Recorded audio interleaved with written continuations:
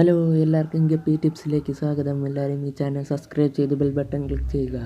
ഇന്ന് നമ്മൾ പറയാൻ പോകുന്നതെന്ന് വെച്ചാൽ നോർമൽ ഗപ്പി, നാടൻ ഗപ്പി എന്നൊക്കെ പറയുന്ന ആ വില കുറവുള്ള ഗപ്പികളെയും അതുപോലെ തന്നെ വില കൂടിയ ഹൈബ്രിഡ് ഗപ്പികളെയും ഒരുമിച്ച് ഒരു ടാങ്കിലിട്ടാൽ എന്തെങ്കിലും പ്രശ്നമുണ്ടോ എന്നാണ്.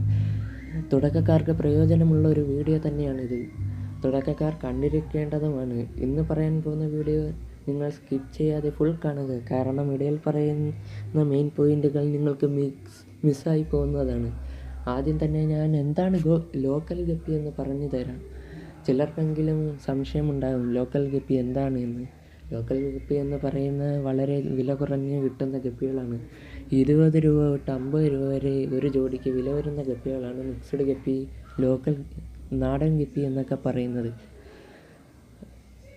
അപ്പോൾ ഇത്തരത്തിലുള്ള ഗപ്പിയുടെ കൂടെ വില കൂടിയ ഗപ്പികളെ, ഹൈബ്രിഡ് ഗപ്പികളെ ഒരുമിച്ചിട്ട് മിക്സഡായിട്ട് വളർത്തിയാൽ എന്തെങ്കിലും ചത്തുപോകുമോ, എന്തെങ്കിലും കുഴപ്പമുണ്ടോ എന്നാണ് പലരുടെയും സംശയം. പക്ഷേ ഒരു സംശയം വേണ്ട, നമുക്ക് ഹോബിയായിട്ട് വളർത്തിയാണെങ്കിൽ മിക്സ് ചെയ്തിടാം. പക്ഷേ ഇതിനൊരു കുഴപ്പമുള്ളതെന്ന് വെച്ചാൽ ഇപ്പം നമ്മൾ 500 രൂപയുടെ ഗപ്പി മേടിച്ച് ഈ മിക്സഡ് ഗപ്പിയുടെ കൂടെ ഇട്ടാൽ നമുക്ക് മിക്സഡ് ഗപ്പിയുടെ കുഞ്ഞാണ് ഇറങ്ങുന്നത്. അപ്പോൾ നമുക്ക് നഷ്ടമുണ്ടാകത്തേ ഉള്ളൂ. പിന്നെ ഇത് ഹോബിയായിട്ട് വളർത്തിയാണെങ്കിൽ അവർക്ക് കുഴപ്പമില്ല. ചിലപ്പം വെറൈറ്റി ഒരു കുഞ്ഞുങ്ങളൊക്കെ ഇറങ്ങി എന്നൊക്കെ വരും. മിക്സഡിൻ്റെ കൂടെ ഹൈബ്രിഡൊക്കെ ഇട്ട വെറൈറ്റി കുഞ്ഞുങ്ങളൊക്കെ ഇറങ്ങുന്നതാണ്. അല്ലാതെ മാർക്കറ്റിങ്ങിനാണെങ്കിൽ പ്രത്യേകം ഇട്ടേക്കണം. അതിൻ്റേതായ ജോഡിയുടെ കൂടെ ഇടണം. ഈ ഗപ്പികളെന്ന് വെച്ചാൽ അതിൻ്റെ ഏത് ഗപ്പിയുടെ കൂടെ ഉടനെ ഇണങ്ങുന്ന മീനാണ്.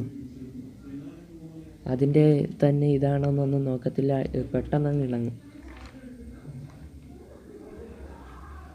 പിന്നെ ഇത് മിക്സഡ് ഇട്ട് ഹൈബ്രിഡും സാധയും കൂടെ മിക്സ് ചെയ്തിട്ടാലും കുഴപ്പമില്ല. വാട്ടർ ചേഞ്ചും ഫുഡിൻ്റെ കാര്യത്തിലൊക്കെ എല്ലാം ഒരേ ഇതാണ്. അതാണ് ഇന്നിവിടെ പറയാൻ ഉദ്ദേശിച്ചത്. ഇത് തുടക്കക്കാരെല്ലാം ഈ വീഡിയോ കണ്ടിരിക്കണം. പിന്നെ എല്ലാവരും എൻ്റെ ചാനൽ സബ്സ്ക്രൈബ് ചെയ്യുക.